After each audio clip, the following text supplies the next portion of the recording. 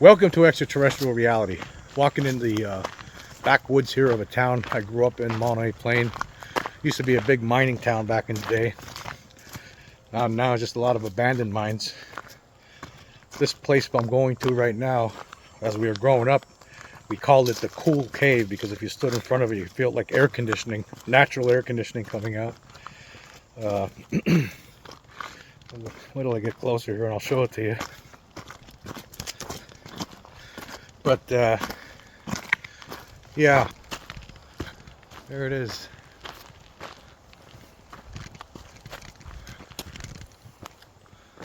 There it is, the Cool Cave. And I'll tell you about those bars here too on there. I was actually responsible for those bars getting put on that cave many years ago, even though somebody, looks like they broke it open. People holding campfires over here, looks like drinking parties. But anyway, what I want to talk about today, on the previous show I touched on the fact that there's some people out there who believe that alien creatures are actually, hold on, I'm gonna sit down on a rock here.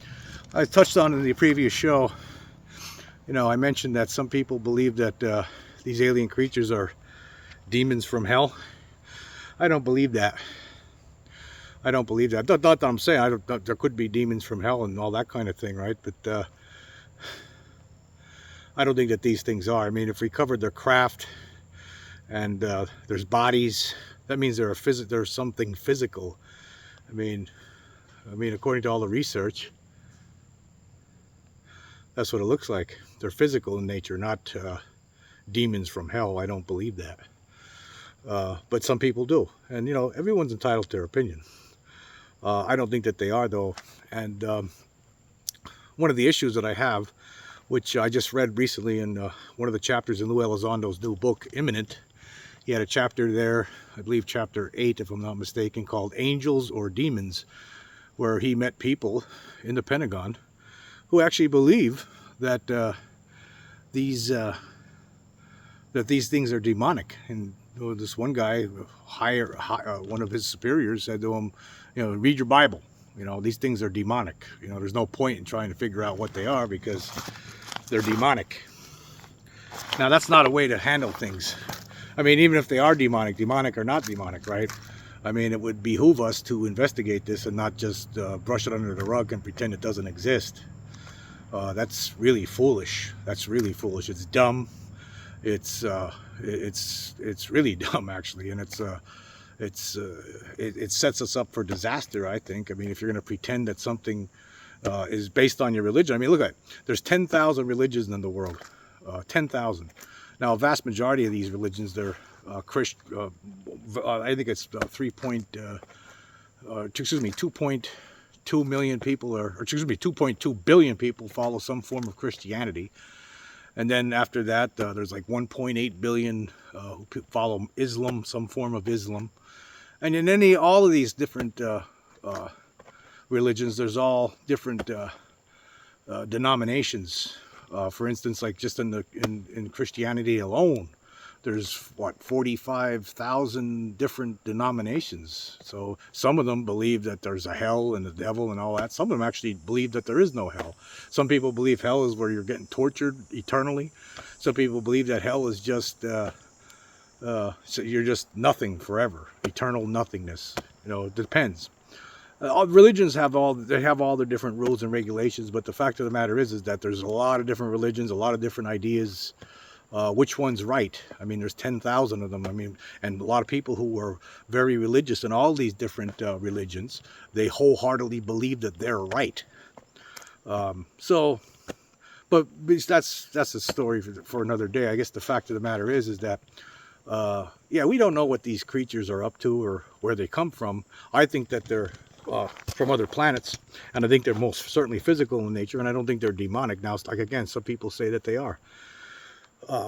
But I think, again, if you're in the Pentagon and you're someone who has power in the Pentagon and you're just poo-pooing this because you think it's demonic and there's no point in trying to figure it out, that's irresponsible. irresponsible.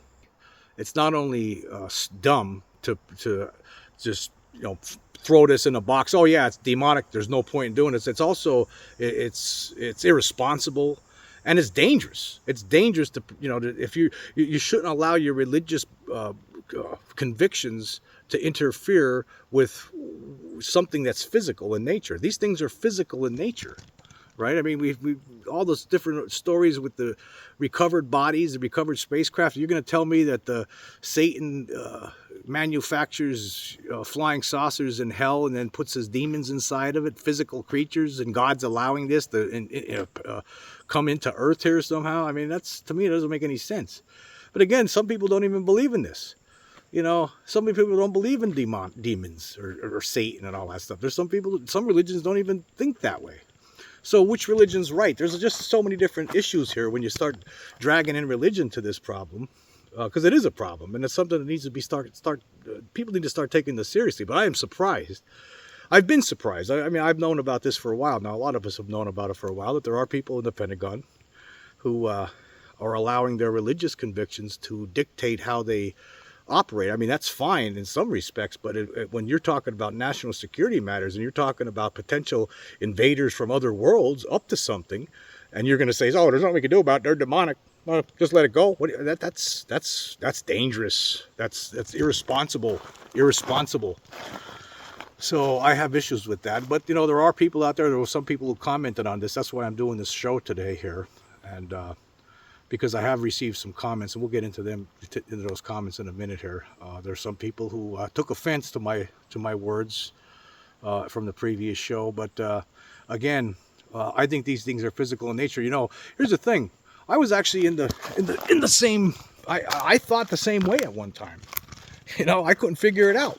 You know, I was a kid. When I talk about the story when I was a little kid back in the late 1970s, 1977.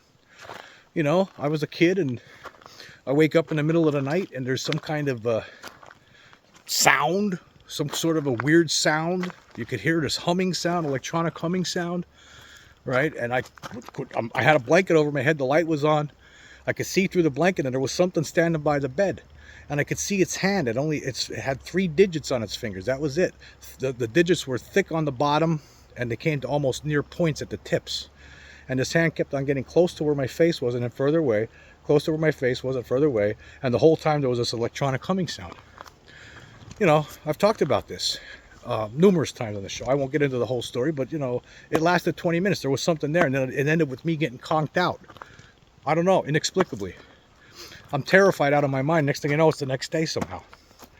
You know, at that time, I really thought, what else could I think? I was an altar boy in this town I grew up in, right? Monte Plain. There used to be a church here. It was torn down years ago, but that church was there the whole time I was growing up, the Holy Rosary Church, and I was an altar boy there for 10 years, from 2nd grade all the way to 12th grade, from your first communion. You know, people who are in Roman Catholics know how it works. You have your first communion when you're about 2nd grade, and then you know, but I actually became an altar boy, and every weekend, Saturday night or Sunday morning, whatever, we would take turns. I would be there as an altar boy serving in Mass. Sometimes during the week, I would be there for funerals. I grew up on this. You know, I never even thought twice about aliens being real. I thought it was just all Hollywood nonsense when I was a kid. I really did. So when that thing happened, I mean, the only thing I could think of was that it had to be something from hell. It scared me so badly at the time. For years, I was scared. Every time I would think about it, I was thinking, why the hell would there be something from, why would a demon show up in my room? I'm a good kid. I'm an altar boy. Well, what's going on here? What did they want? Like, I couldn't figure out. It's the only thing that could come to my mind. You know, it wasn't until years later, 10 years at least, went by. And, you know, here's the thing too. I was like, you know, after that event happened, I remember in the, you know, subsequent years, I would think to myself about, sometimes I would try to trick myself into thinking it couldn't be real. Maybe it was a dream or something. Even though I knew it wasn't a dream. I knew it wasn't a dream. I knew I was wide awake. There was most certainly something there. No doubt about it. Some creature that only had 3 digits on its hands. Was definitely not human, whatever it was. And I would just think to myself, you know, what was that about? What's going on here? You know, my life was infiltrated by something for reasons unknown. What was it? Something from hell? That's the only thing I could think of.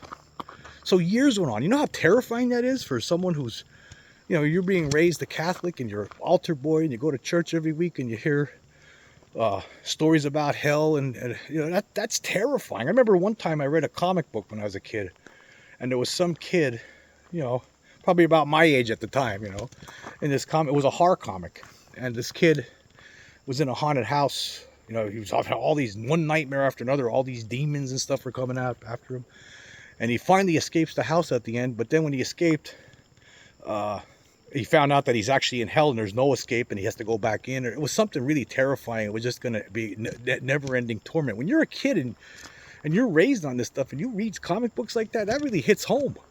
So when you the only explanation you have in your mind is that this is a demon from hell in my bedroom for some reason. What the hell's going on here? And you think about this for over years.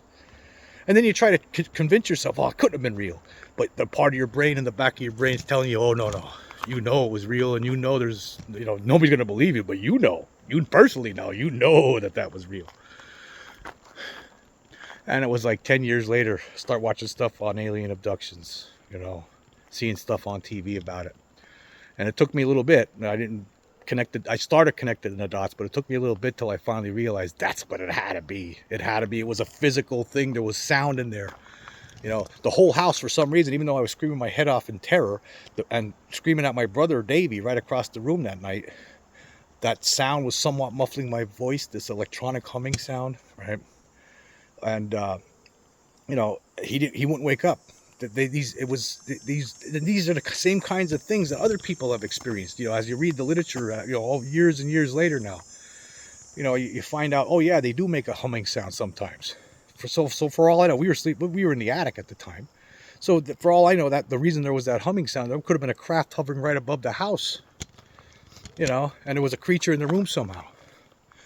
So I get it. I know why some people think this, but I'm telling you, to pretend that, or to say there's nothing you can do about it, that we got to just why even bother investigating because they're demons from hell. That's not a good way to handle this. That's not good policy. If that's how some people in the Pentagon are want to deal with this, that's not good. I can understand why Elizondo, among others, are concerned about this. That's not good at all. Not good at all. Anyway, before I read some comments, I'm gonna flip this around. This cave here. See those bars in front of it?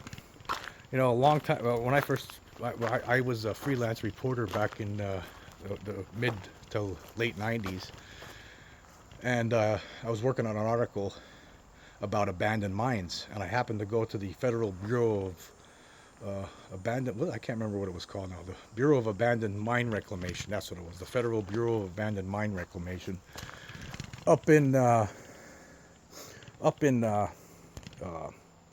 Wilkes-Barre, I believe, Wilkes-Barre, Pennsylvania. And I told those guys, I made it clear to these guys that yeah, there's a lot of abandoned. I was telling them about all different abandoned mines. I was just getting information. It was just an informational kind of article, a fluff piece. But I mentioned this place. I said, yeah, there's rocks falling down inside of it. It's caving in parts. There's water dripping from the ceiling. Kids go in there all the time. So, and then I didn't think anything of it, but then within a few months, I got a call from these guys, and they said they wanted me to show them where it is. So I came over there and I showed them where it is, and then eventually they put up these bars to prevent people from going in there, but also if there was any rare bats living in there, that would allow them to go in and out. But obviously kids have broken open the gates since. But I just wanted to point that out because it's interesting. You know, we all love the little hometowns we grow up in. There's a lot of stories and history to it that a lot of the rest of the world doesn't know about. And this little town of Mahanoy Plains, situated in Gilberton Borough, Pennsylvania, there's a lot of stuff here, a lot of history that I'm very interested in. And you know, this was a big coal mining. There's still some strip mining going on here, but it used to be a big-time coal mining operation back in the late 1800s, 1900 into the 20s, and then it started, you know, that started going away. These mines start shutting down. Actually, at one time, they used to pull coal up this mountain here, further down, pull up this mountain, and now there's a path that goes up this mountain, like a slope, and it actually had one of the second strongest engine in the world. The strongest engine at the time was the machinery that operated the Panama Canal locks. And then the second strongest engine was the one that pulled coal cars up this mountain here. So this was a happening place at one time, but now it's dying out. And like a lot of small towns, they, over time, people move away, people die, nobody's, and they just continue to shrink. But I love the history of a place like this. It's always fun. But anyway, I guess I'm going to talk about some of the comments I received from some people about this demonic business. There were some people who were upset, and that I don't consider this. Here's the thing. I don't know what's going on in this world, to be quite honest with you. Okay, I could be wrong. I don't think it's demonic, but that doesn't make me right, like I always say. But the problem is that we got to keep vigilant here. We can't just poo-poo it and pretend nothing's to it, right? We can't do that. I mean, if there's physical beings, what's going on here? You're telling me that, you believe, I mean, from my, I find that really strange. I mean, from the religion that I was raised on as a Catholic, I find that really strange to think that, that God would allow Satan to send in machinery with physical demons aboard. I find that really weird. I don't believe that. And, here's the other thing, too. The Catholic Church, among other, and some Muslim religions, are getting people prepared for the reality that we're not alone. That some religions see this coming. They see the writing on the wall, and they're making some modifications. Okay, they're making some modifications. Now, of course, the real fundamentalists, they're gonna be telling you the whole. They're telling you, some of them right now are telling you this. Oh, the demons from hell, right? But I don't think that's what it is. I mean, you're going to tell me that if you believe in God, God created this giant universe, you're going to tell me that he didn't maybe have some other intelligent life somewhere else? You're going to tell me that he's not capable of doing that? Come on, let's not be silly here. But anyway, I typed some stuff out here. It's a mess. I had it all crumbled up in my pocket. Okay. Here's one. This was from Skynet Sys 0908. The comment here is, why aren't aliens demons? LOL, because they don't need flying saucers to get around, folks. You can't pick up demons on radar. Go visit one of these demonic sites, bring your Ouija board, and find out for yourself. It isn't pretty. I've seen people physically harmed in real time. They are vicious, patient, and know how to get into you a piece at a time. Much different experience than an ET experience for sure. So now this person believes in both, that there are demons and aliens. Okay, everyone has their own beliefs, right? I just want to point out too, we don't know what the hell's going on. If we're going to be real about all of this, right? We don't know what's going on. Some people say, well, there's life after death. My one friend's grandmother, one of her sayings was, nobody knows, because nobody ever came back to tell us. Right? That's what they say. Nobody ever came back to tell us. And then that's true. I mean, you hear people have near-death experiences. Some of them say, oh, they were looking hell straight in the eye, or they were in heaven and loved ones. But here's the problem with that. They were near death. They weren't dead. They weren't like people in a graveyard. So it was near death. There's a difference, right? When you're gone, you're dead, over, no coming back. That's dead, not near death.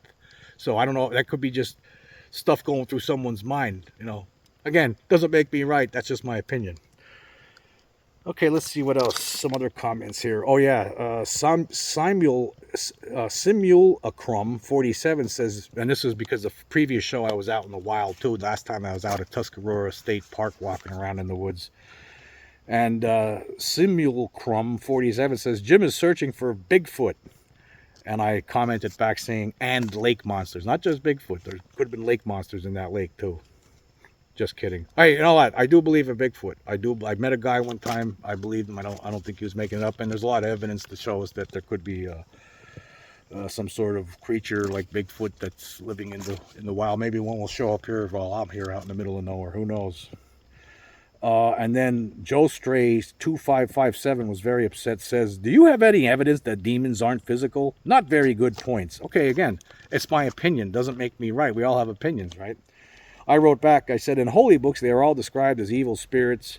It's been like this through the ages. Things people don't understand are immediately deemed demonic. The United States government, as we are learning, have recovered crashed UFOs and are reverse engineering them. Are we to believe Satan sent machines from hell and that God allowed that? Yeah, that's one of the points I was trying to make. And then Joe Ray responded saying, well, first off, an angel's leg was broken. Second, just because a demon is a spirit doesn't mean it's not a physical thing that can be killed. All the elites are usually told these things are demonic. Also, of course, God would allow this invasion. In fact, this might be what Armageddon looks like while most are waiting to battle ghosts. NHI are likely fallen angels. The fallen from Enoch were very advanced, so it all kind of falls into place. Well, I don't believe that, but that's okay that you do. It's okay that other people believe that. The Book of Enoch. Okay, I hear what you're saying, but I don't subscribe to that one. I don't know about it. I don't see it. I'm not saying I don't know what there is. I mean, I don't know what lies beyond, right? I don't see how any of us could. Just like my friend's grandmother used to say, I don't know. Nobody ever came back to tell us, really. And Thomas Abraham wrote, says, respectfully, I think that you are not being fair when you scoff at those of us who believe that these creatures are fallen angels and their hybrid progeny. I find it very curious that although you constantly speak about the Las Vegas incident, you never addressed the other things that the family said and was reported on News Nation. Now, let me just stop there. I did do a show about this, and I did talk about these things, and I did have my own theory about it, and we'll get into that in a second when I read the rest of this. It says here, the Sun states that they had crosses floating in the middle of their room upside down with Jesus' statue from the crucifix and thrown aside, pages of the Bible being turned by invisible hands. These instances he gave are a few of the things going on in their home since the crash landing of the craft in their backyard. The Sun stated to the reporter that he believes that they no longer believe that they are aliens but demons and had a priest pray over their home. There is a theological basis for what is going on with these creatures, but to understand that you would have to know something about biblical theology from an evangelical Pentecostal background. I have experienced these creatures numerous times, and at the name of Jesus they stopped what they were doing and fled. I could tell you a story concerning aliens that happened to me that would shock you, but it stopped when my dad and I rebuked it in the name of Jesus. It stopped immediately. Okay, now let me just respond to that. Now, regarding what happened to the Kenmores after the fact, some of these paranormal activity that's been occurring at their houses, the pages turning in the Bible, and I did talk about this before. And the cross floating in the air and then falling down, all that kind of stuff. Now, here's the thing. How do we know that that wasn't some sort of an alien psyop? The aliens screwed up that night, as far as I'm concerned. I don't think that they meant that to happen. They got filmed on video. So what do you do? How do you try to cover it up if you're an extraterrestrial? What do you do? Well, what you could do, you could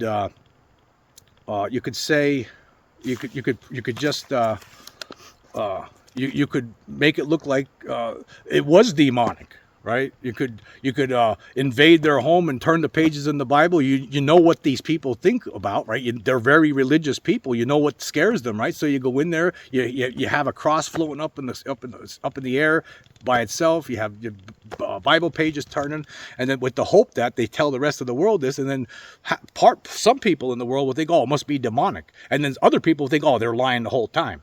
It could be some kind of a trick like that. We don't know, right? But here's the other thing, too, about that. Some people do have strange paranormal experiences after they do encounter aliens. Maybe there's some kind of a connection there. Maybe there's something else going on that we don't even have any idea about.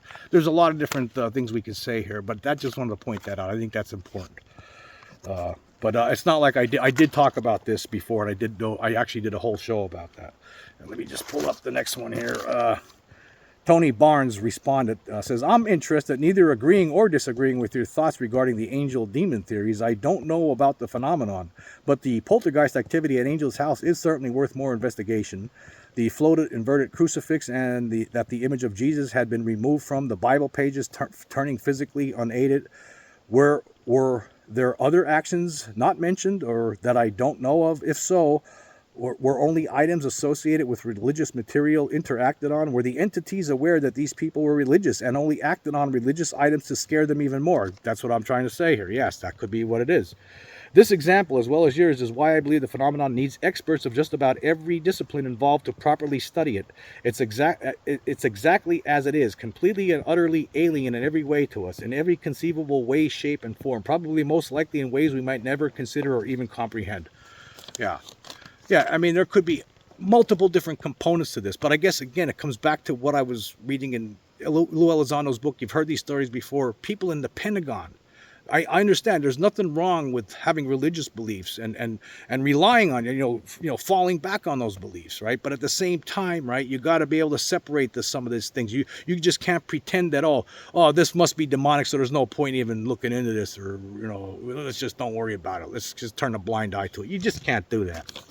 Oh, here's another one. This has nothing to do with the demon stuff, but this was somebody that I got a lot of comments from people. There's a lot of people for some reason that keep calling Lue Elizondo a liar. Here's one of them. Taylor 6845 says he is a liar and he has no evidence. I wouldn't believe, but everyone else repeat the same lies. Then Idlewild responded to him saying, "You're not a liar, and you have top secret clearance, right? Then blank with your nonsense." Yeah, and then Idlewild also said, "Where is your evidence? Elizondo was a liar. You keep saying it, but where is your proof?" Yeah, that's the thing. I really haven't really seen. You had Stephen Greenstreet crying and moaning about these, Elizondo, among others. They're just liars and all this kind of stuff. I really haven't seen anything. I mean, he talks a big game, but in the final analysis, there's really nothing there to really say that these people are lying. I think if it wasn't for Elizondo, like I've been talking about, we wouldn't be in the position we are right now.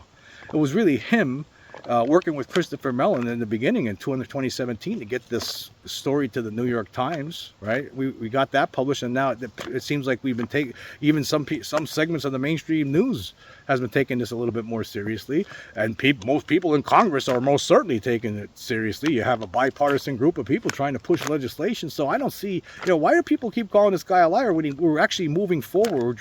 We have legislation on the table again, that UAP Disclosure Act. You have the bipartisan group of senators trying to push that, get that on the National Defense Authorization Act of 2025. Come on. If it wasn't for him, we wouldn't be in this position, right? The stigma is starting to fade a little bit ever since Elizondo stepped into the scene on this one. So, does he make some mistakes here and there? Of course, everybody does. Everybody's human. I make mistakes all the time. I think I made a stupid mistake the other day. I was calling long wave infrared low wave infrared for some reason. Everybody makes mistakes, here and there, dumb mistakes, right? So what? Doesn't mean he's a liar. I think what he's been telling us is true. And then Tony Barnes responded saying, "Come on, fella, that's just silly. Do you have evidence that proves Lewis as a liar? Is David Grush a liar too? Ryan Graves, Alex Dietrich, David Fravor, etc., etc. Others from the past, such as Robert Sarbacher, Walter Haut, Robert Solis, Jesse Barcel Sr., Whitley Strieber, to name just a few, have all lied as well. Obviously, everyone is free to believe whatever they wish, same as some misguided folks believe the Earth is shaped like a dinner plate, even though every other planet and most of the moons that are visible from Earth are without question globes." So yeah, I don't even know what to say about that. This has been going on for quite a few years now. Elizondo keeps getting picked on by people. Like, obviously there's an effort to make him look bad by certain people for obvious reasons. I mean, the control group, which is mostly defense contractors wanting to keep this locked down.